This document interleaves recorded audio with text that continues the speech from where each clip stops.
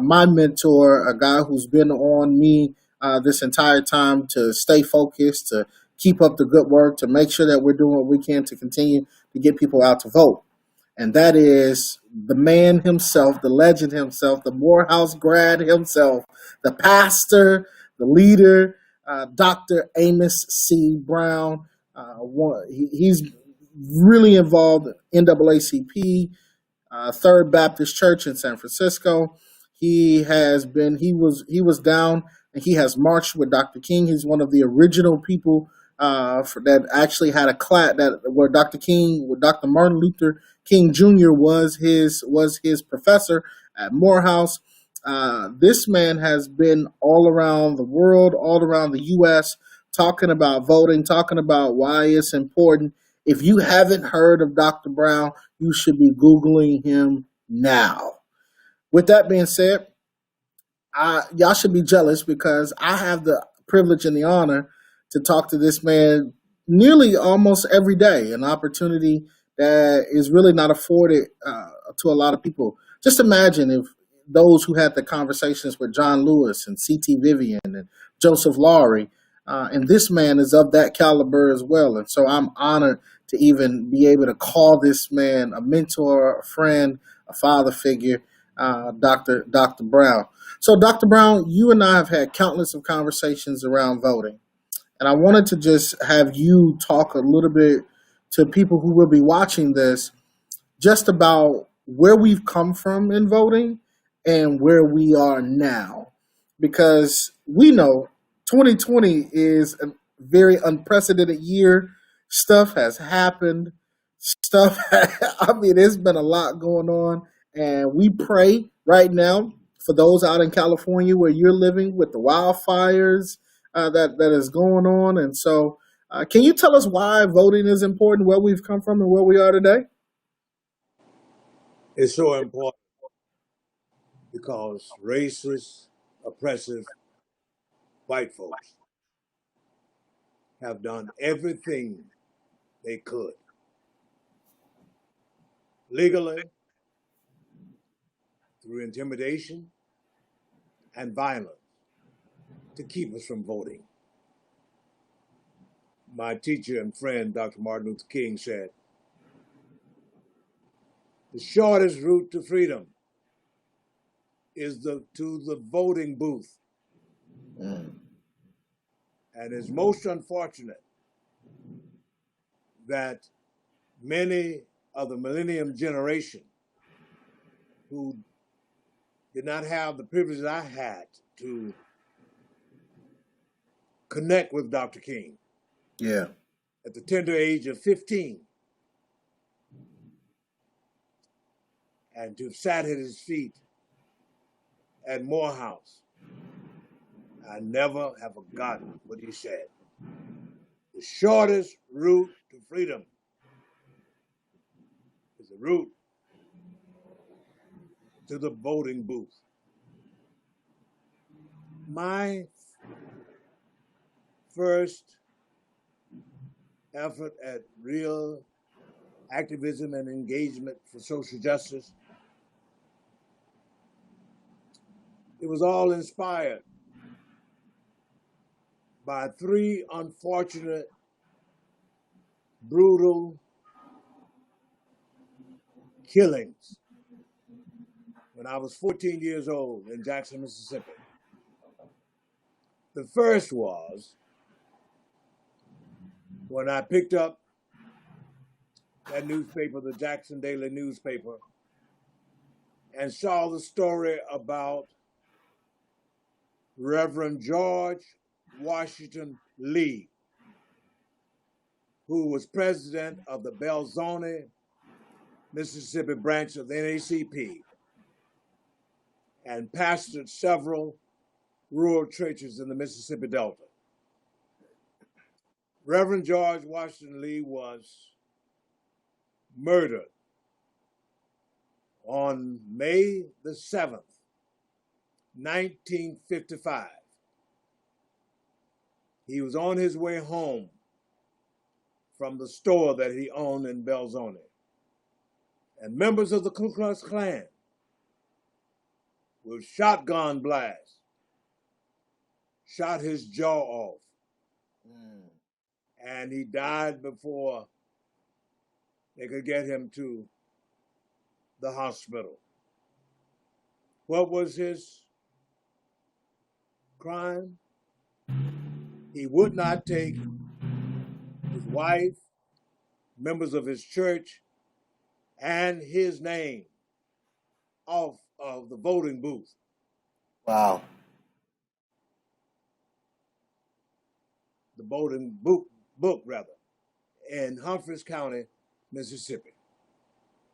Young people should know that. Then, secondly, it was on August the 13th, same year, when a World War II veteran, a black brother, is gone on to foreign fields to fight for our democracy. He was on his way at 10 o'clock in the morning to the courthouse in Lincoln County, Mississippi. What happened again? Some evil, violent, racist, white men at close range shot Lamar Smith down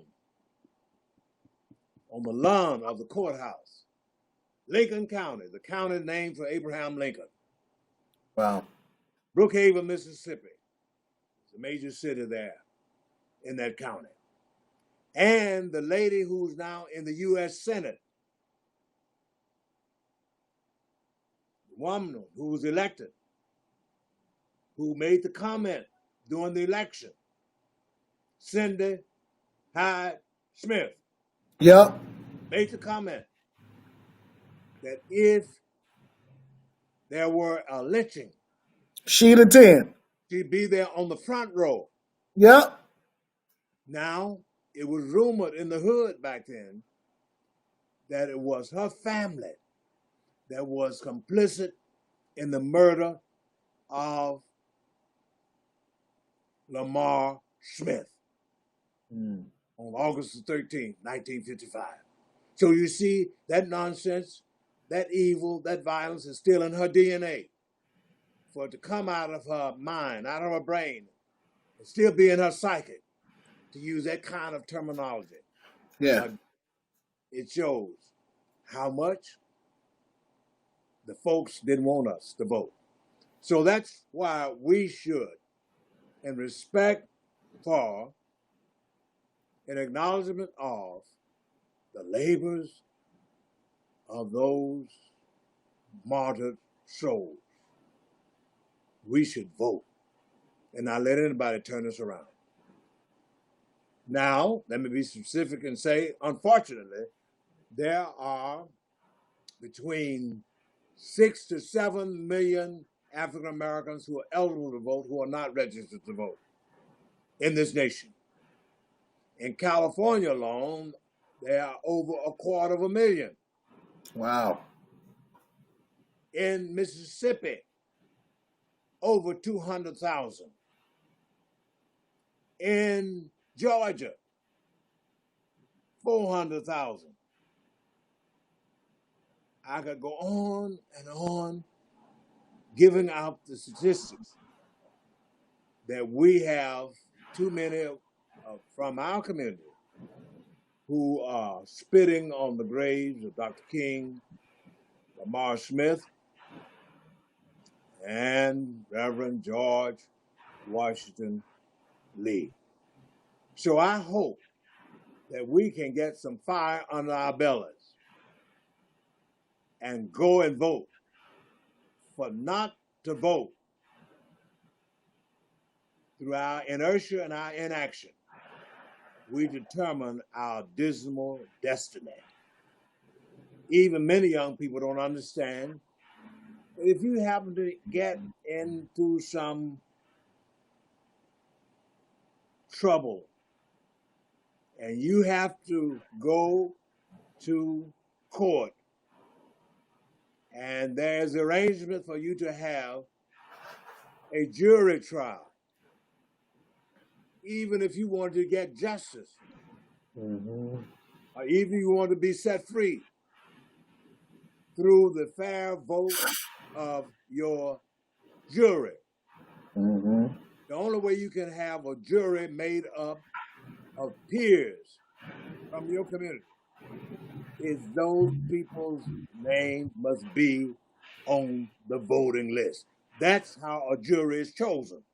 Mm-hmm.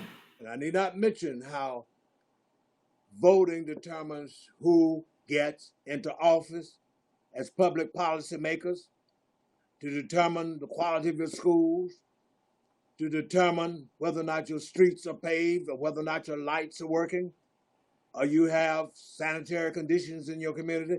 All of that is determined through civic engagement and people being elected who make the decisions for you.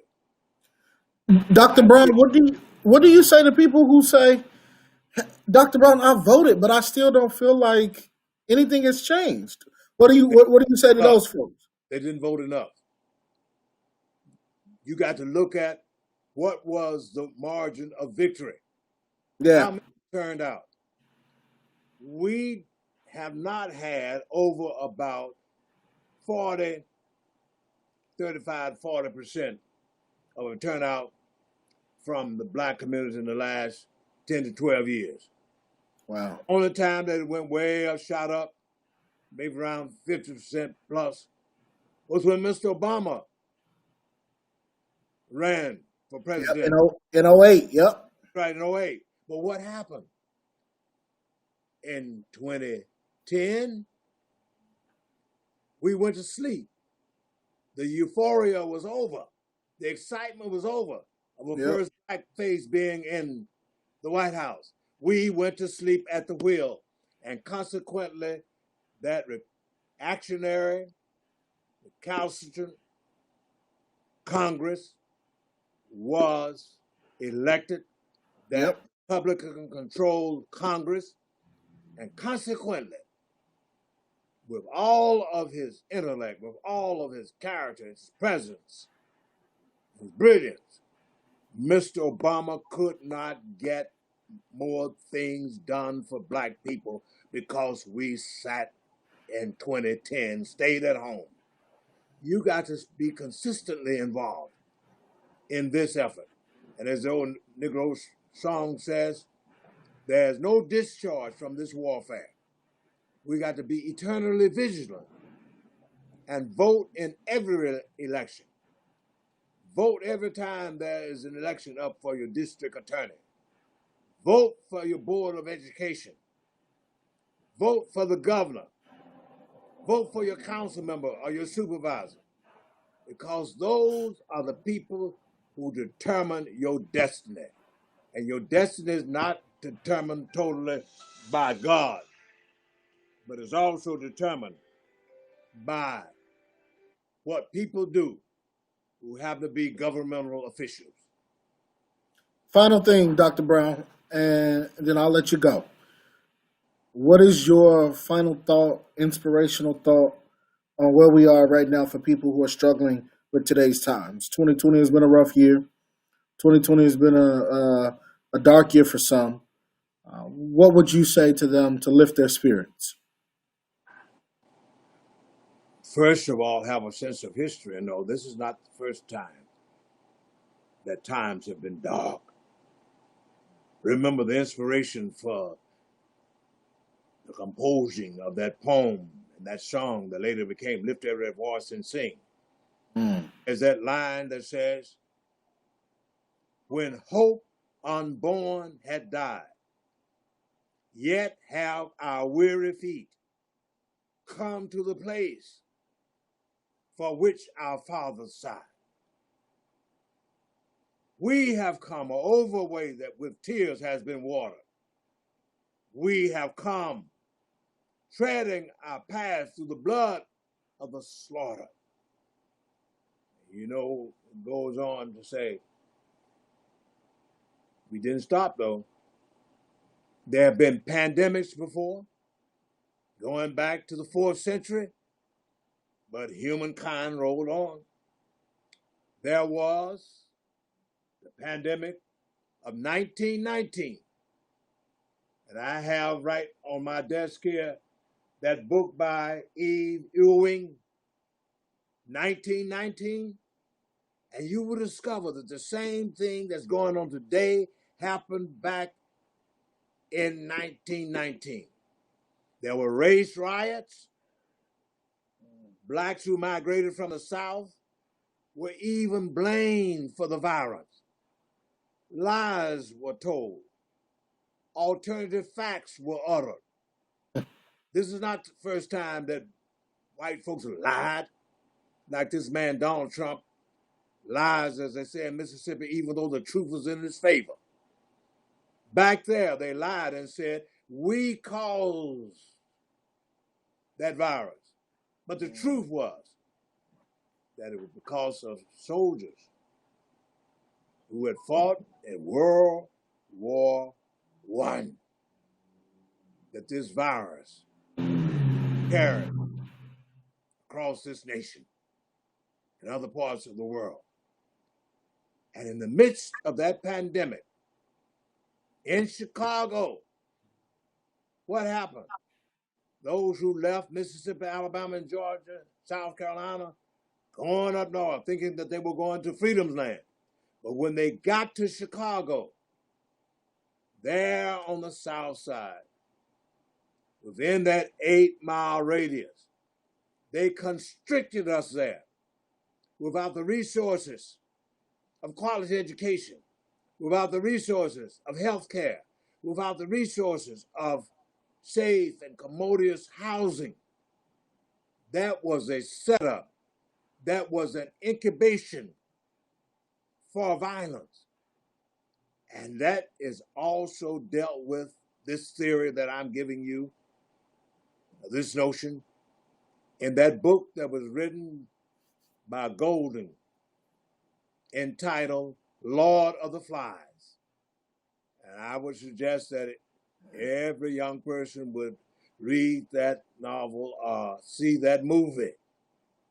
What was it about? It was about these British young men, pristine, proper, erudite, scholarly, who were on a plane. That plane crashed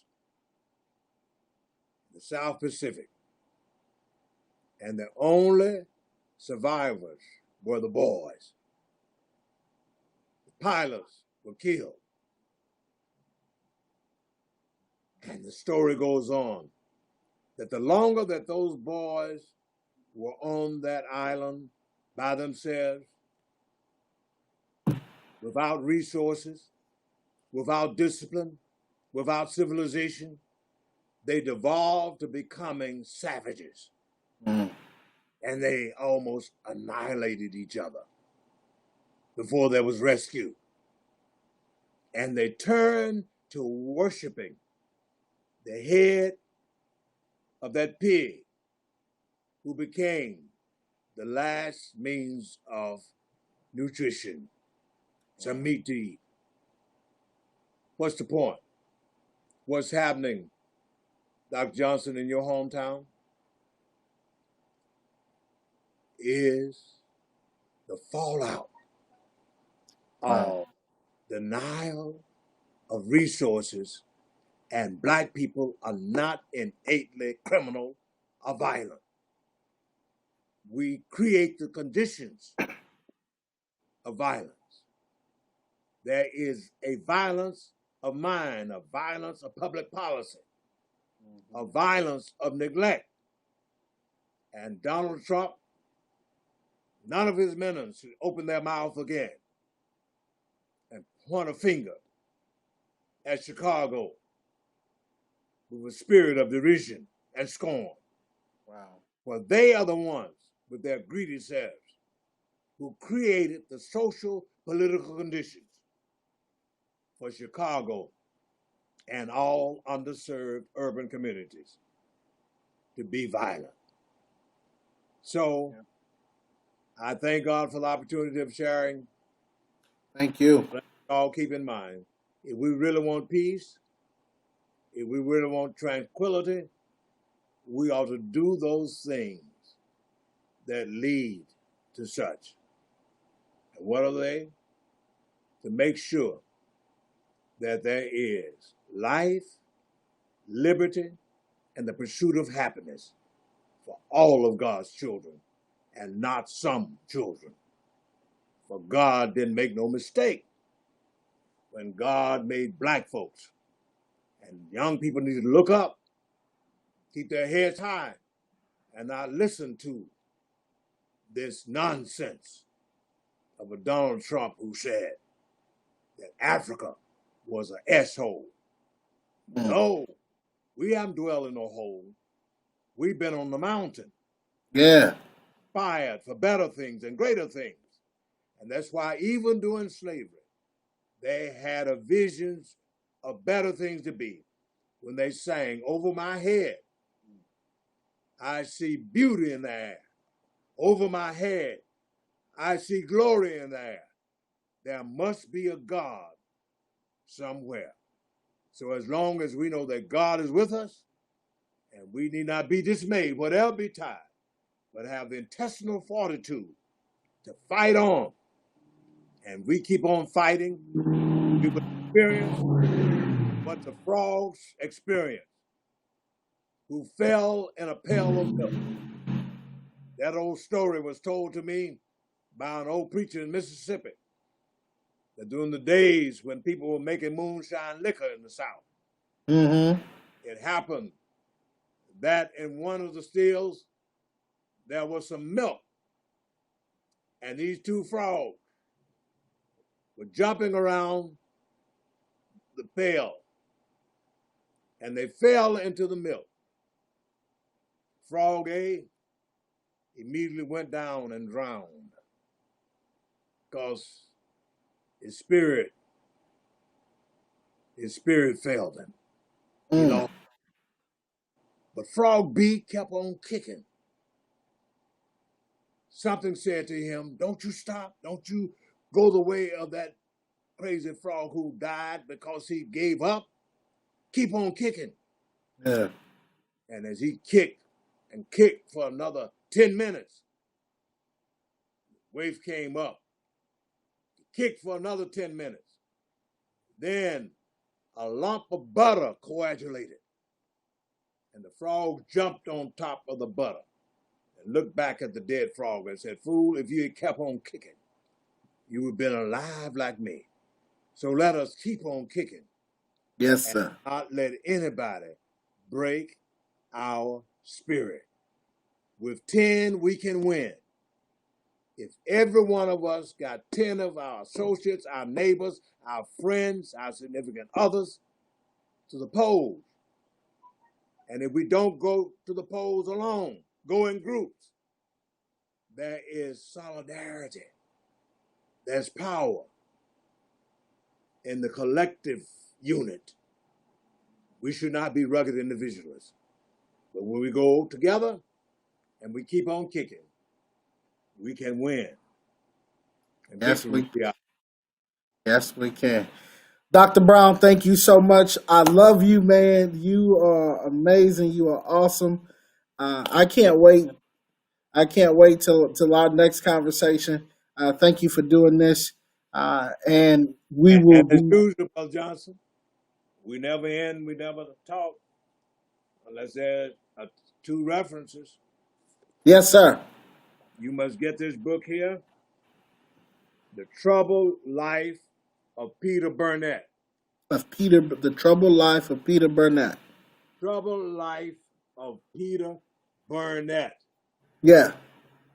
Who was Peter Burnett? He was the first governor of California. Mm. What was his tarnished, troubling, tainted legacy?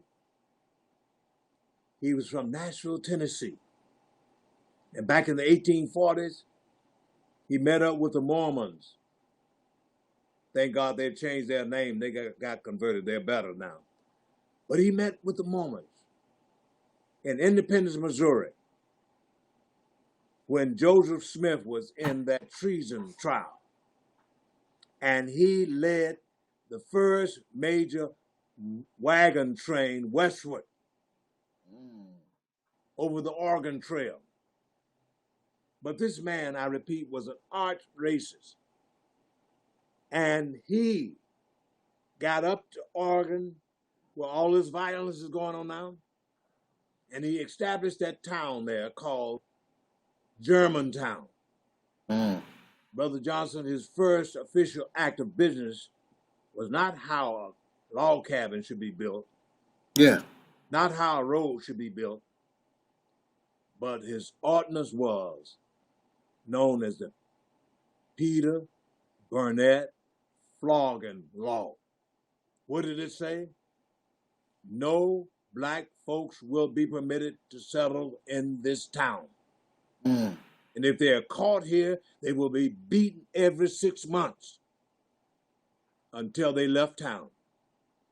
The long short of it is, I could say more, but the long short of it is, what's going on up in Oregon now is nothing but the residual expression of the racist practices that were established in 1843 by Peter Burnett.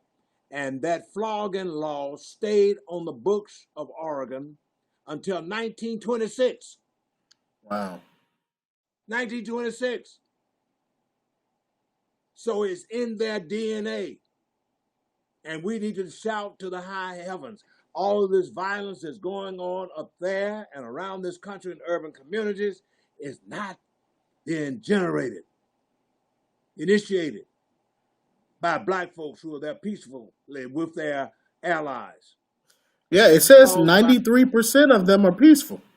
Yes, but it's caused by plants, interlopers, hellraisers, racist, white extremists. That's why there can be no peace. So young people, middle-aged folks, and old folks too, should not be conned and duped by thinking that we are violent. Don't you pay no attention to Donald Trump. For some of those persons up there are his hench persons, inciting violence to discredit the movement and to frighten people in the suburbs. That's the bottom line of this game that's been played. So God bless you. Hey, stay strong. You too, Dr. Brown. Hey, I love you, and I'll see you soon. Take care. All right. All right, bye-bye.